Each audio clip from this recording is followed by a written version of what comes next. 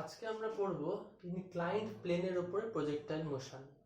মানে আগের দুটো ভিডিওতে প্রজেক্টাইল মোশন পড়া হয়েছিল, সেটা প্লেন সারফেসের উপর। আজকে পড়বো ইনক্লাইন্ড প্লেনের উপর, কিরকম সেটা দেখব। তো এইটা পড়ার আগে আমাদের একটা ছোট্ট বেসিক জিনিস জানতে হবে, সেটা একটু পড়ে নিই। তো ইনক্লাইন্ড প্লেন যাকে বলা হয় নততল, ঠিক আছে? ইনক্লাইন্ড প্লেনকে কি বলা হয়? নততল বলা হয়। নর্মালি যদি কোনো বস্তু এরকম ভাবে যদি কোনো সিলিং থেকে ঝুলে থাকে, তাহলে তার নিচের দিকে ত্বরণ জি কাজ করে, উপরের দিকে ত্বরণ মাইনাস জি কাজ করে, তাই তো? ব্যাপারটা এরকম। মানে আচ্ছা, এরকম ঝুলে থাকা নিয়েও বাদ দিলাম, এরকম বলছি না। মানে কোনো বস্তু যদি উপর থেকে নিচে পড়ে, সাপোজ এই বস্তুটা নিচ দিকে পড়ছে, তাহলে জি, উপরে উঠছে তাহলে মাইনাস জি, এটা জানি। কিন্তু যদি ও এইভাবে ওঠে বা এইভাবে পড়ে, তাহলে কি জি কাজ করবে? মানে সেটা কি জি থাকবে না চেঞ্জ হবে? তাহলে ভ্যালু চেঞ্জ হবে। বোঝা যাচ্ছে তো? আমি যদি কোনো বস্তু একদম ভার্টিক্যালি নিচের দিকে পড়ে, তাহলে জি, ভার্টিক্যালি উপরের দিকে ওঠে তাহলে মাইনাস জি ত্বরণ কাজ করে, এটা আগে বলেছি। কিন্তু যদি ও এইভাবে ওঠে বা এইভাবে পড়ে, এই যে এই পাত দিয়ে এরকম ব্যাকা ভাবে ওঠে বা যদি ব্যাকা ভাবে পড়ে, তাহলে কি ওই একই জি কাজ করবে? পড়ার সময় জি, ওঠার সময় মাইনাস জি? না, তাহলে চেঞ্জ হবে। কিরকম ভাবে সেটা আমরা দেখব। নততলের উপর দিয়ে যদি কোনো বস্তুকে রেখে দেই, ও যদি গড়িয়ে গড়িয়ে পড়তে থাকে এইভাবে এইভাবে, যদি গড়িয়ে গড়িয়ে পড়ে, তাহলে কিন্তু ও স্ট্রেট পড়ছে না। বা যদি গড়িয়ে গড়িয়ে ওঠে, তাহলেও কিন্তু এরকম স্ট্রেট উঠবে না বা স্ট্রেট পড়বে না, ও ব্যাকা পথে উঠছে ও ব্যাকা পথেই পড়ছে। তার জন্য ত্বরণ কত কাজ করবে, অভিকর্ষ ত্বরণ যেটা, সেটা দেখব। তো ধরে নিই কোনো এক মুহূর্তে বস্তুটা এই জায়গাটা এসে দাঁড়িয়েছে, ঠিক আছে? নততলের উপরে কোনো এক মুহূর্তে বস্তুটা এই জায়গাটা এসে দাঁড়িয়েছে, তাহলে এই অবস্থায় তার উপর অভিকর্ষ ত্বরণ জি এই দিকে কাজ করবে অলওয়েজ। এই অ্যাঙ্গেলটা যদি থিটা হয়, তাহলে আমি এটাকে দুটো কম্পোনেন্টে ভাঙবো। একটা কম্পোনেন্ট এই দিকে হবে, একটা কম্পোনেন্ট এই দিকে হবে। তাহলে এই দিকের কম্পোনেন্ট কত হবে, এই দিকের কম্পোনেন্ট কত হবে? এইখানে একটু ছবিটা দিয়ে অ্যাঙ্গেলটা বোঝানো মুশকিল। অ্যাঙ্গেলটার জন্য আমি ছবিটা আরেকবার আঁকছি। এই যে অ্যাঙ্গেলটার জন্য ধরে নিলাম এইটা বস্তু, তাই তো? বিন্দু বস্তু ধরলে অ্যাঙ্গেলটা বোঝানো সুবিধা হবে। তাহলে এই দিকে জি কাজ করছে, এইটা আলফা আছে, তার একটা কম্পোনেন্ট এই দিকে আর একটা কম্পোনেন্ট এই দিকে, ঠিক আছে? এইবার এই অ্যাঙ্গেলটা যদি আলফা হয়, এইটা তো 90 ডিগ্রি হয়ে গেছে, কেন? এটা তো লম্ব, এটার সাথে এটা পুরোটা লম্ব। তাহলে এইটা কত হবে? তাহলে একটা 90 একটা আলফা, এই একটা ত্রিভুজের একটা অ্যাঙ্গেল 90, একটা অ্যাঙ্গেল আলফা, তাহলে এই অ্যাঙ্গেলটা কত? 180 মাইনাস অফ 90 প্লাস আলফা। তাহলে কত হবে? 180 মাইনাস 90 মাইনাস আলফা, তাহলে 90 মাইনাস আলফা। তাহলে এই অ্যাঙ্গেলটা হলো 90 মাইনাস আলফা। এইবার দেখতে হবে যে এইটার সাথে যে দুটো কম্পোনেন্টে ভেঙেছি, মানে এই যে একটা কম্পোনেন্ট একটা কম্পোনেন্ট এটা, এখানে একটা কম্পোনেন্ট এইটা একটা কম্পোনেন্ট এটা, তো কম্পোনেন্ট দুটো তো পরস্পরের সাথে লম্ব হয়। তাহলে একটা 90 মাইনাস আলফা, তাহলে একটা কত হবে? তাহলে টোটালটা অ্যাঙ্গেল 90 থেকে বাদ দিব 90 মাইনাস আলফা, তাহলে হলো 90 মাইনাস 90 প্লাস আলফা, তাহলে হয়ে গেল আলফা। তাহলে এই অ্যাঙ্গেলটা কত হলো? এই অ্যাঙ্গেলটা এটা হয়ে গেল আলফা। তাহলে সিমিলার ওয়েতে এখানে এই অ্যাঙ্গেলটা কত হবে? আলফা। ওকে, বোঝা যাচ্ছে তো? মানে বিন্দু ভরের বিন্দু যদি ধরে নেই বস্তুটাকে, তাহলে স্ট্রেট জি কাজ করবে, তার একটা কম্পোনেন্ট নততল বরাবর, একটা কম্পোনেন্ট নততলের সঙ্গে লম্ব। আচ্ছা, তাহলে এটা আলফা, এটা 90 ডিগ্রি কোণ, তিনটা ত্রিভুজের কোণের 180 থেকে বাদ দিয়ে 90 মাইনাস আলফা পেলাম। এটা যদি 90 মাইনাস আলফা পাই, তাহলে এইটার সাথে এইটা তো আবার লম্ব, তাহলে এতটুকু 90 থেকে বাদ দিলে আলফা হচ্ছে। সিমিলার হইতে এটা আলফা, তাহলে এইদিকে যদি জি কাজ করে, তাহলে এটা হবে জি কজ আলফা, এইদিকে হবে জি সাইন আলফা। তাহলে নততল বরাবর যদি কোনো বস্তু পড়ে, তাহলে কত ত্বরণ নিয়ে পড়বে? স্ট্রেট যদি কোনো বস্তু পড়ে, অভিকর্ষ ত্বরণ জি, নততল বরাবর পড়লে জি সাইন আলফা, যদি ওঠে তাহলে মাইনাস জি সাইন আলফা। আর যদি এই দিক বরাবর ভাবি, তাহলে এই দিক বরাবর যদি নামে জি কজ আলফা, এই দিক বরাবর যদি ওঠে মাইনাস জি কজ আলফা। তাহলে এইটা কিন্তু আমাদের মনে রাখতে হবে। তাহলে সিম্পলি আমরা এখন এটাকে এত কিছু করব না, আমরা তো এরকম একটা বড় বড় প্রবলেমে এই জিনিসগুলোকে কম্পোনেন্টে ভাঙতে হবে। তার জন্য আমরা যেটা শর্টকাট মনে রাখবো যে এই নততল মানে ইনক্লাইন্ড প্লেন, তার উপর একটা বস্তু আছে, ইনক্লাইন্ড প্লেনের উপর বস্তু, এইদিকে যদি জি কাজ করে, এটা এটা যদি 20 হয়, এটা যদি 20 হয় তাহলে এর কম্পোনেন্ট এই কম্পোনেন্ট এইটা হয়ে যাবে 20, তাহলে এটা জি cos 20, এটা হয়ে যাবে জি sin 20, জাস্ট ভেঙে দেবো। ঠিক আছে, তাহলে এইবার প্রজেক্টাইল মোশন শুরু করা যাক ইনক্লাইন্ড প্লেনের উপর। ওকে, মুছে দিলাম এগুলো।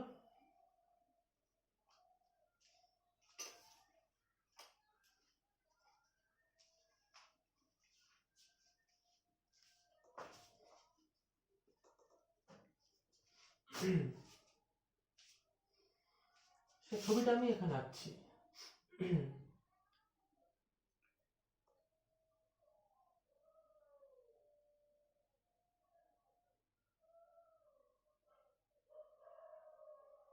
এটা একটা ইনক্লাইন্ড প্লেন, এইখান থেকে একটা বস্তুকে ছোড়া হয়েছে, এইখান থেকে, তাহলে ও এইভাবে গিয়ে এইভাবে দেখে গেল বেশি,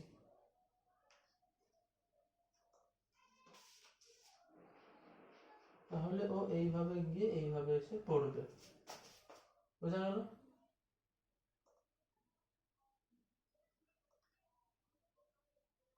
আচ্ছা, তাহলে ভেলোসিটি হচ্ছে এই দিক বরাবর কাজ করবে ইউ। আমি এই ভেলোসিটিকে একটা কম্পোনেন্ট এই দিক বরাবর নিব, আর একটা কম্পোনেন্ট এর সাথে পারপেন্ডিকুলার হবে। মানে এই যে এইটা আর এইটা পারপেন্ডিকুলার, মানে আমি এই এই যেরকম আছে এটাকে যদি আমি ঘুরিয়ে দেই এরকম ভাবে, তাহলে এরকম হয়ে যাবে। মানে আমাদের আগে যেটা ছিল, এই যে প্লেন ছিল, এই দিকে একটা ইউ ছিল, একটা কম্পোনেন্ট এদিকে একটা কম্পোনেন্ট এদিকে, এখন এই ব্যাপারটাকে ধরে এরকম বেঁকিয়ে দিচ্ছি। তাহলে এটাকে যদি ধরে এরকম ভাবে বেঁকিয়ে দেই, তাহলে এই এটা এরকম হয়ে যাবে, এটা এরকম চলে আসবে, তাই এই ছবিটা এরকম। ঠিক আছে, এই অ্যাঙ্গেলটা ধরে নিচ্ছি আলফা, আর এই পুরো অ্যাঙ্গেলটা ধরে নিচ্ছি থিটা। ঠিক আছে, তাহলে আমরা নততলের উপরে যখন কোনো প্রজেক্টাইল মোশনের প্রবলেম করব, আমাদেরকে অ্যাক্সিসটা ফিট করতে হবে। আমি বলবো এটাকে যদি বোঝার জন্য একটু বোর্ডটা ঘুরে নিলে একদম বোঝা যাবে খুব সুন্দর মতো। এখানে তো সেটা সম্ভব না, সকলে পড়ার সময় খাতাটা ছবিটা খাতা রেখে খাতাটা এরকম ভাবে ছবি আঁকতে হবে, এখানে খাতাটা ঘুরে নিলেই আগের প্রজেক্টরের মতো ছবিটা মনে হবে। তাহলে আমি এখন ধরে নিচ্ছি এই দিক বরাবর আমার হচ্ছে অ্যাক্সিস কাজ করছে x, আর এই দিক বরাবর আমার অ্যাক্সিস কাজ করছে কত, এই দিক বরাবর আমার অ্যাক্সিস কাজ করছে হচ্ছে y। ঠিক আছে, আমি এটা একটু বোর্ডের বাইরে বেরিয়ে গেছে, সব ক্যালকুলেশনটা করবো তো চেপে রাখলাম। তাহলে আমি এখন বাকিগুলো সব ভুলে যাব। আমাদের যেরকম নর্মাল ইনক্লাইন্ড প্লেন এরকম ছিল, এটা x এটা y ছিল, ঠিক সেরকম এটা এখানে এটা x এটা y, তাছাড়া বাদ দিয়ে কিচ্ছু ভাববো না, খালি x y আর x আর y বরাবর কম্পোনেন্ট গুলো ভেঙে ভেঙে বার করে নেব। তাহলে এটা যদি u ভেলোসিটি হয়, কোন দিক বরাবর, যেদিকে প্রক্ষেপ করেছি। এইবার আমাদের একটু পাশে ছবিটা এঁকে রাখি বারবার করে, তাহলে বলতে সুবিধা হবে। এই থাকলো, এইটা এই অ্যাঙ্গেল, এটা থিটা। তো x এর সঙ্গে অ্যাঙ্গেল থিটা ছিল, তো আমাদেরও u ভেলোসিটি যেটা সেটা দেখতে পাচ্ছি, এটা তার x দিকের সঙ্গে অ্যাঙ্গেল কি দেওয়া আছে? দেওয়া নেই, অ্যাঙ্গেল আছে u এর পুরোটার সাথে, আর এই নততলটার অ্যাঙ্গেল আলফাটা কিন্তু নততলের কোণ, আর থিটাটা u এর নততলের ভূমির সাথে অ্যাঙ্গেল, কিন্তু x অক্ষের সাথে u এর কোনো অ্যাঙ্গেল নেই। তো পুরোটা যদি আলফা হয়, পুরোটা যদি থিটা হয়, আলফা বাদ দিয়ে দিলেই তাহলে আমার এতটুকুর অ্যাঙ্গেল পেয়ে যাব, মানে এতটুকুর অ্যাঙ্গেল পেয়ে যাব।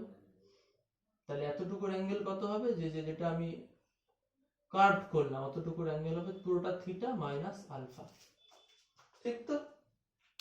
কারণ আমার ভেলোসিটি অ্যাঙ্গেলটা লাগবে u ভেলোসিটির সঙ্গে x অ্যাক্সিসে, u ভেলোসিটির সঙ্গে x অ্যাক্সিসের এদিকের কোনো অ্যাঙ্গেল দেওয়া নেই, দেওয়া আছে u এর সঙ্গে নততলের ভূমির থিটা, আর দেওয়া আছে x অ্যাক্সিসের সঙ্গে নততলের ভূমির, তাহলে পুরোটা থেকে আলফা বাদ দিলে পেয়ে গেলাম।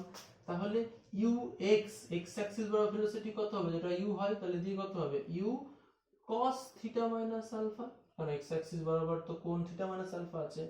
আর ইউ ওয়াই কত হবে, u sine theta minus alpha. এবার ওই যে নততলের মধ্য দিয়ে কোনো বস্তু পড়লে বা উঠলে তার অ্যাক্সেলারেশন মানে অভিকর্ষ ত্বরণ জি কে যে ভেঙেছি সেটাও ভাঙবো এখন। ধরে নিচ্ছি নততলের মধ্যে এইখানে একটা বস্তু আছে, এইখানে ধরি মাঝখানে, তাহলে তার একটা ত্বরণ, এটাকে আমি ব্ল্যাক দিয়ে দেখাচ্ছি, তার একটা ত্বরণ কাজ করবে এই দিক বরাবর,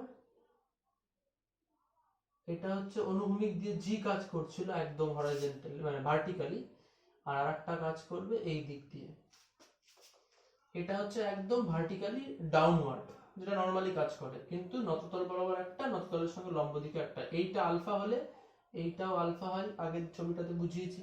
তাহলে এটা হবে জি কজ আলফা আর এটা হবে জি সাইন আলফা। তাহলে এখন ত্বরণগুলো কত কাজ করছে দেখি। আমাদের এক্স অ্যাক্সিস কোনটা, এইটা। ওয়াই অ্যাক্সিস কোনটা, মানে এক্স এর পজিটিভ এটা, ওয়াই এর পজিটিভ এটা, তাই তো? আচ্ছা আমরা তাহলে এক্স এর পজিটিভ এটা, ওয়াই এর পজিটিভ এটা। তাহলে এক্স এর পজিটিভ দিকে ত্বরণ কাজ করবে কত, ত্বরণকে আমরা এ এক্স বলছি, এক্স এর পজিটিভ দিকে ত্বরণ কাজ করবে। ত্বরণটা জি সাইন আলফা কোন দিকে কাজ করছে, এটা কিন্তু নিচের দিকে, তাহলে উপরের দিকে কত হবে, উল্টে দিতে হবে, মাইনাস জি সাইন আলফা, মানে মাইনাস নিয়ে নেবো, একটা উল্টে দেবো না, মাইনাস নেবো, বোঝা যাচ্ছে? এই পয়েন্টটাতে যদি নততলটা যেভাবে আছে সেভাবে বস্তুটা তো অবভিয়াসলি এইভাবেই পড়বে, তাহলে স্ট্রেট জি কাজ করছে, এটা আলফা হলে দুটো কম্পোনেন্ট, একটা নততল বরাবর, নততল লম্ব, তো নততল বরাবর নিচের দিকে জি কস আলফা, আমি পজিটিভ এক্স অ্যাক্সিস ধরেছি উপরের দিকে, তাহলে মাইনাস জি সরি নততল বরাবর নিচের দিকে জি সাইন আলফা, আমি পজিটিভ এক্স অ্যাক্সিস বরাবর ত্বরণ কত হবে, মাইনাস জি সাইন আলফা। আর জি কস আলফা সেটা নিচের দিকে, কিন্তু আমার ওয়াই অ্যাক্সিসটা কোন দিকে, এই দিকে না, এই যেটা ওয়াই অ্যাক্সিস, এর ওয়াই অ্যাক্সিস এই দিকে, তার নিচের দিকে জি কস আলফা হলে উপরের দিকে কত হবে, মাইনাস জি কস আলফা। তাহলে এ ওয়াই এর দিকে ত্বরণ হচ্ছে এটা এক্স আর এটা Y, minus g cos alpha. এই চারটা জিনিস বার করতে হবে।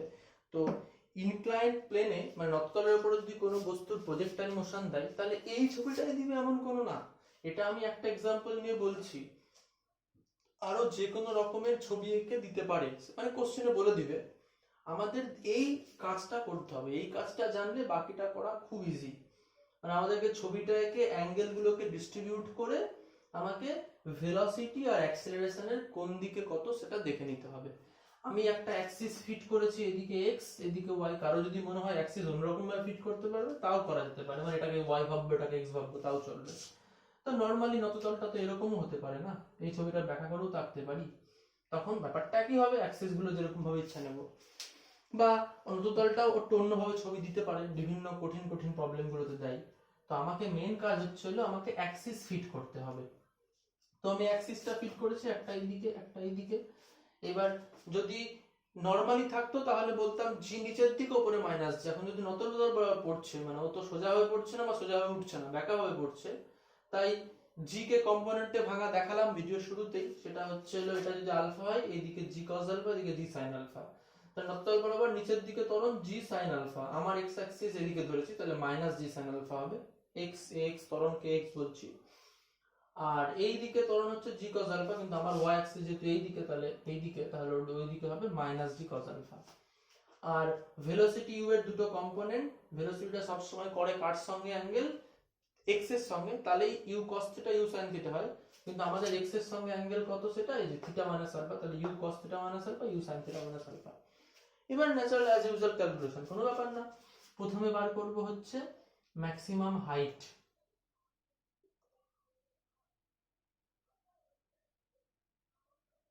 সেটা কি করে বার করব, সেটা হচ্ছে ওই যে v square equals to u square plus 2s, এই ইকুয়েশন ইউজ করব। তো ম্যাক্সিমাম হাইট মানে এই যে এইখানটায় এটা ছুটেছি প্রক্ষেপ করেছি, এটা ম্যাক্সিমাম কি পৌঁছেছে, আবার কি পড়ে গেছে, তো মানে এইটাই ডটেড লাইনটা ম্যাক্সিমাম হাইট হবে। এটাকে যদি আমি ব্ল্যাক দিয়ে দেখাই তাহলে এই ডটেড লাইনটা হবে ম্যাক্সিমাম হাইট। তো আগের নরমালি আর্থ সারফেসে যে প্রজেক্টাইল মোশন করেছিলাম সেটার মতো করেই করব, খালি শুধু ভ্যালুগুলো আলাদা বসবে। ভি ম্যাক্সিমাম হাইটে গিয়ে ভেলোসিটি কত হয় এবং কোন ভেলোসিটি থাকে, ম্যাক্সিমাম হাইটে গিয়ে আমরা যেহেতু ভার্টিক্যাল মোশনের কথা ভাবছি, তাই হরাইজন্টাল ভেলোসিটি ধরে লাভ নেই, ভার্টিক্যাল ভেলোসিটি ভাববো। তো ম্যাক্সিমাম হাইটে গিয়ে যদি ভেলোসিটি 0 হয়ে যায়, তাহলে 0 বসাবো, আগেরটাতে তাই করেছিলাম। আচ্ছা, ইউ কত হবে? ইউটা ইনিশিয়াল ভেলোসিটি কত? এই যে ইউ এক্স ধরবো না ইউ ওয়াই ধরবো? আমি ভার্টিক্যাল ধরছি, তাহলে ইউ ওয়াই ধরবো। তাহলে u sine theta minus alpha তার হোল স্কয়ার, যেহেতু ভার্টিক্যাল দিকে তাহলে মাইনাস হবে একটা 2। আচ্ছা, অ্যাক্সিলারেশন কত? মানে আমি ভার্টিক্যাল ভাবছি, মানে ওয়াই অ্যাক্সিস এর দিকে ক্যালকুলেশন করছি, তাহলে ওয়াই অ্যাক্সিস এর দিকে অ্যাক্সিলারেশন কত? এই যে Y minus g cos alpha. তাহলে মাইনাস, আচ্ছা মাইনাসটা আগে প্লাস দিচ্ছি, ভ্যালুতে মাইনাস বসাচ্ছি, মাইনাস জি কজ আলফা। আর ওই হাইটটাকে এইচ ধরে নিচ্ছি, এই যেটা আমি ডট ডট দিয়ে দেখিয়েছি এটাকে এইচ ধরে নিচ্ছি। বোঝা গেল? এটা ইউজ করেছিলাম কিন্তু আর্থ সারফেসে নততলের জন্য, সরি আর্থ সারফেস যে প্লেনটা মোশন হচ্ছিল প্লেন সারফেসে, তার ম্যাক্সিমাম হাইট বার করার সময় v square equals to u square plus 2s করেছিলাম। ওখানে খালি এটার বদলে মাইনাস জি বসিয়েছিলাম, বা জি লিখেই দিয়েছিলাম, ওখানে বলেছিলাম ভার্টিক্যাল নরমালি হলে জি হয়। কিন্তু এখন আমাদের তো যেহেতু নততলের উপরে, তাই জিটা কত কাজ করছে? হয় জি সাইন আলফা মাইনাস আর উপরের দিকে মাইনাস জি কস আলফা। তো আমি v square equals to u square plus 2s লিখে যখন যে কোনো পার্টিকেল ম্যাক্সিমাম হাইটে যখন গিয়ে পৌঁছাবে তখন তো ভেলোসিটি 0 হয়ে যায়। তো এখানেও তাই হবে, ভেলোসিটি থাকে একটা, সেটা হরাইজন্টালি, আমরা তো ভার্টিক্যালের কথা ভাবছি, আগের দিন বলা আছে এগুলো সব, তাহলে ভার্টিক্যাল 0 হয়ে গেল। আর ভার্টিক্যালের ভেলোসিটি কত দিয়ে ছড়া হয়েছে, মানে ইউ ওয়াই বসাবো, এই যে u sine theta minus alpha, theta minus alpha plus 2 acceleration, y এর অ্যাক্সেলারেশন বসাবো minus g cos alpha, minus g cos alpha h. তাহলে এইচ বার সব, এই চারটা বার করা থাকলে সব হয়ে যাবে। Therefore 2g cos alpha into h equal to u square sin square theta minus alpha। তাহলে therefore h equals to বেরোচ্ছে u square sin square theta minus alpha divided by 2g cos alpha। এই তো একই যা ছিল এটা। আরেকটা কি বার করব? টাইম বার করব, টোটাল টাইম। টোটাল টাইম না, সর্বোচ্চ বিন্দুতে পৌঁছতে যে সময় লাগে। কি ধরে নিচ্ছি? t1। কি বলছি যে এই ও থেকে ছুড়লাম, এটা হচ্ছে হলো এম পয়েন্ট, ম্যাক্সিমাম পয়েন্ট।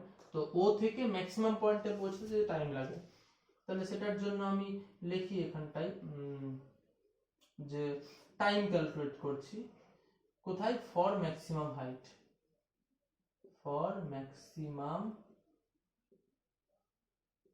মানে সর্বোচ্চ বিন্দুতে পৌঁছতে যে টাইম লাগে, সেটা v equals to u plus at use করি। আচ্ছা, সর্বোচ্চ বিন্দুতে গিয়ে ফাইনাল ভেলোসিটি কত হবে? 0 হবে। আর কত ভেলোসিটিতে ছুড়েছিলাম হচ্ছিল এই যে এটাতে, কোনটা? ওয়াইডটা বলতো সবসময়, তাহলে u sin theta minus alpha.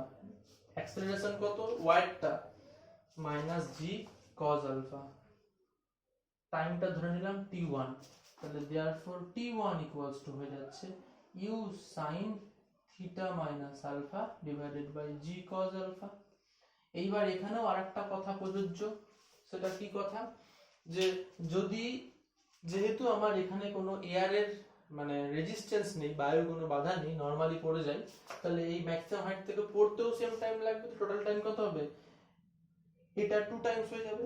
তাহলে আমি উপরেরটা মুছে দিচ্ছি, উপরেরটা মুছে লিখতে পারি টোটাল টাইম, যেটা t দিয়ে রিপ্রেজেন্ট করব। Total time t equals to যেটা হবে, সেটা হবে 2u sin theta minus alpha divided by g cos alpha. এই টোটাল টাইম পেয়ে গেলাম। ঠিক আছে, ক্লিয়ার? আচ্ছা, নেক্সট এইবার এইটা বার করব, যেটা প্রক্ষেপ সীমা বলেছিলাম, যেখান থেকে ছুড়বো আর যেখানে গিয়ে পড়বে, এইটা, এই প্রক্ষেপ সীমাটা বার করব।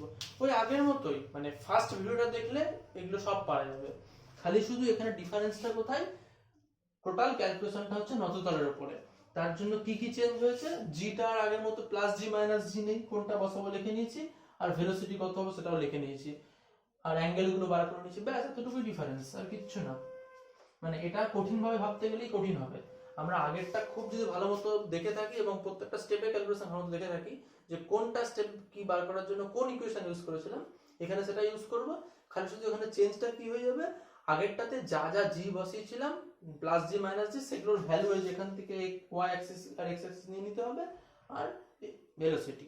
তাহলে আমাকে প্রথমে ছবিটা রেখে এই চারটা জিনিস ভালো মতো বুঝে বার করে নিতে পারলেই হয়ে গেল।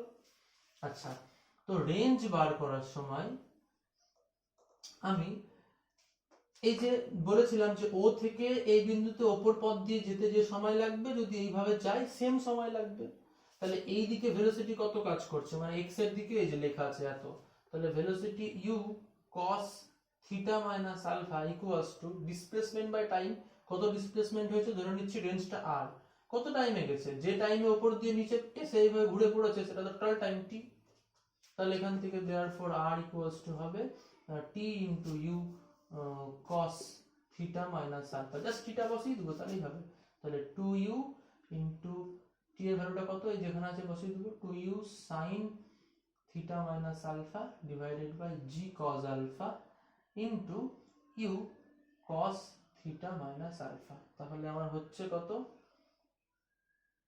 ও না একটা জিনিস কিন্তু ভুল করেছি, খেয়ালে খেয়ালে ভুল করে দিয়েছি। এইটাতে রেঞ্জ বসানোর সময় মানে এই ইকুয়েশন ইউজ করলাম তাই তো, v equals to s by t, এইটা করা যাবে না, করতে হবে কোনটা, করতে হবে v equals to u plus এটি। এটা ভুলটা হয়ে ভালোই হলো বোঝার ক্ষেত্রে, কারণ আগের নততলটা ছিল এই সরি আগের প্রজেক্টাইল মোশনটা ছিল এই রকম এবং আমি ছুড়েছিলাম এইভাবে ইউ ভেলোসিটি নিয়ে, ও সর্বোচ্চ বিন্দুতে গিয়ে পড়ে যাচ্ছে। একটু ব্যাপারটা ভাবতে হবে যে একটা বস্তুকে মাঠে দাঁড়িয়ে ছুড়ে দিলাম এইভাবে, ও এইভাবে এসে মাঠের উপরেই পড়লো, কেন পড়লো, কারণ গ্র্যাভিটির অ্যাট্রাকশন রয়েছে এবং সে উলম্ব দিকে গেলে নরমালি যেটা পড়েছি উলম্ব গতির সমীকরণ, উলম্ব দিকে উঠলে মাইনাস জি, নিচে নামলে প্লাস জি। তো এখন তো এবং সেটা ধরেই যখন নততল পাশের গতির ক্যালকুলেশন করছিলাম তখন এক্স অ্যাক্সিস বরাবর বলেছিলাম কোনো ত্বরণ নেই, কারণ ত্বরণ তো শুধু গ্র্যাভিটি, গ্র্যাভিটি ত্বরণ কোন দিকে থাকে, ওপরে বা নিচে, তার জন্য এক্স অ্যাক্সিস বরাবর কোনো ত্বরণ ছিল না বলে এক্স অ্যাক্সিস বরাবর ভেলোসিটি বার করার সময় এই ইকুয়েশন করেছিলাম। কিন্তু এখন তো ও হরাইজন্টাল সারফেসে হচ্ছে না, প্রজেক্টাইল মোশনটা হচ্ছে ইনক্লাইন্ড সারফেসে। তাহলে এখন ইনক্লাইন্ড সারফেস বরাবর তো অ্যাক্সিলারেশন আছে এক্স এর দিকে minus g cos alpha, sorry minus g sine alpha আছে, তাহলে আমি এটা ইউজ করতে পারবো না, এটা ইউজ করব, ঠিক আছে। তো তার জন্য আমার এটা ভুল হয়েছে, ভুলটা হয়ে ভালোই হলো, ব্যাপারটা বোঝা গেল। তাহলে এইখানটাই আমরা করব v equals to u plus এটি। তাহলে ফাইনাল ভেলোসিটি কত হবে, ফাইনাল ভেলোসিটি বসাতে হবে। আচ্ছা এখানে ইকুয়েশনটা এইটা দিয়ে করব না, তখন আমি এইটা দিয়ে করতে পারবো না, তাহলে আমাকে অনেকগুলো ভেলোসিটি লাগছে। আমি এক কাজ করি, এই ইকুয়েশনটা ইউজ করি, সেটা হচ্ছে s equals to ut plus half of at square. কেন ওখানে ইনিশিয়াল ফাইনাল দুটোই লাগবে, দুটো বার করতে হবে, আমার হাতে তো শুধু একটাই আছে। আমার যে ইকুয়েশনে আমার সুবিধা হবে সেই ইকুয়েশন ফেলবো, সেটা আমরা ফার্স্ট কাইনেমেটিক্স করার সময় বলেছি, তাহলে এটা ইউজ করলে সুবিধা হবে। এসটা হচ্ছে ডিসটেন্স, কত ডিসটেন্স গেছে হরাইজন্টালি, এখানে একটু বুদ্ধি খাটিয়ে করতে হবে। মানে আমি একটা বস্তুকে এখান থেকে ছুড়লাম, বস্তুটা এখানে এসে পড়লো, ডিসটেন্স দেখতে পাচ্ছি আর হয়েছে, ঠিক আছে। ডিসটেন্স কত হবে, ডিসটেন্স হবে আর। তো তাহলে এইখানে আরটা বসাবো, আর ইউ হচ্ছে ইনিশিয়াল ভেলোসিটি, তাহলে বসাই এক এক করে। তাহলে আর বসাচ্ছি, এটা একটু মুছে দেই না তো জায়গার অভাব হয়ে যাবে। তাহলে ইউটা কত, এক্স অ্যাক্সিস বরাবর কিন্তু এই যে u cos theta minus alpha, u cos theta minus alpha. Time ওই আগের মতো করেই, টাইম মানে তো উপর দিয়ে যেতে টাইম লাগবে, নিচ দিয়েও সেম টাইম, মানে টিটা বসিয়ে দেবো প্লাস হাফ ত্বরণ এক্স অ্যাক্সিস বরাবর লেখা আছে খাতাতে বোর্ডে minus g sine alpha into t square মানে এটার স্কয়ার, তাহলে 2u sine theta minus alpha by g cos alpha পুরোটার স্কয়ার। তাই তো বললাম যে ইনক্লাইন্ড প্লেনটা করা খুবই ইজি, যদি প্রজেক্টাইল মোশনের প্রথম কেসটা খুব ভালো মতো বুঝে নেওয়া যায়। ইনক্লাইন করতে হলে 4টা জিনিস করলেই হয়ে যাবে। এখানে s equals to ut plus half of এটি স্কয়ার ইকুয়েশন ইউজ করেছি, কারণ একটু আগে কারণটা বললাম যে v equals to u plus এটি দিয়ে করব না, কারণ ওখানে ক্ষেত্রে u v দুটোই লাগবে, আমার হাতে শুধু u আছে। আর 2 নম্বর কথা, v equals to u plus at কেন করলাম, v equals to s by t কেন করলাম না, কারণ ওই যে এখন তো ত্বরণ কাজ করছে। তো তাহলে s মানে কত গেছে r দূরত্ব, x অ্যাক্সিসের ভেলোসিটি কত দেওয়া আছে, টাইম এটা, আর বাকি সব ত্বরণ x অ্যাক্সিসের কত, এই যে -g sin আলফা বসিয়ে দিয়েছি। এবার জাস্ট ক্যালকুলেশন করব। এখান থেকে কমন যাবে হচ্ছে, ও এখানে t এর মানটা তো বসাইনি, সেই যে পরের লাইনে বসাই। এবার এখানে t বসিয়েছি, ওখানে বসাই, তাহলে u cos theta minus alpha, এখানে t টা যদি বসাই তাহলে 2u sin theta minus alpha divided by g cos alpha minus g sin alpha divided by 2, আর এটাকে যদি স্কয়ার করি 4u square sin square theta minus alpha divided by g square cos square alpha. এটা আমি একটু calculation করে লসও করতে হবে, ওটা আমি আর করছি না, নরমালি বীজগণিতের ত্রিকোণমিতিক ক্যালকুলেশন আছে, করলে r যেটা বের হবে লিখে দিচ্ছি। rটা বের হবে হচ্ছে 2u square sin theta minus alpha into cos theta, sin theta minus alpha into cos theta divided by হবে g cos square alpha divided by g into cos square alpha. হ্যাঁ ঠিক আছে, এই আটটা বেরোবে। এটা একটু বাড়িতে সকলে করে নিবে, কিছুই না লসাগু করে নিলেই হয়ে যাবে, একটা সাইনের ফর্মুলা পড়বে তাহলেই হয়ে যাবে। ত্রিকোণমিতি জানা থাকলে এটা ইজিলি হয়ে যাবে, আর যদি ত্রিকোণমিতি না জানা থাকে ত্রিকোণমিতিটা শিখে নিয়ে এটা করলে ইজি, খুব খুব কঠিন কাজ না, এটা ওই জন্য আর করলাম না। মেন তাহলে কি বুঝতে পারলাম, যে ইনক্লাইন্ড প্লেনে যদি প্রজেক্টাইল মোশনের কোনো ক্যালকুলেশন আমাদের করতে হয়, তাহলে এইভাবে আমাকে ux uy ax ay মানে এগুলো ত্বরণ, এগুলো মানে অ্যাক্সেলারেশন, এগুলো বার করে নিতে হবে, নিলেই আমরা পুরোটা করতে পারবো। তো অবশ্যই এটা একটু প্রজেক্টাইল মোশনের ফার্স্ট ভিডিও সেকেন্ড ভিডিও থেকে একটু জটিল আছে, তো সকলেই ভালো মতো পড়বে। যদি বুঝতে না পারো তাহলে আমাকে কনফার্ম করবে, আমি আবার বুঝিয়ে দেবো, কারণ এটা একটু জটিল এবং এটা কিন্তু কম্পিটিটিভ এক্সামে আসে কোশ্চেনগুলো। তাহলে থাকলো ওটা আমাদের প্রজেক্টাইল মোশন কমপ্লিট। এবার কিছু প্রবলেম করবো, তাহলে হয়ে গেল, তারপরে নেক্সট চ্যাপ্টারে ঢুকে যাবো। ওকে।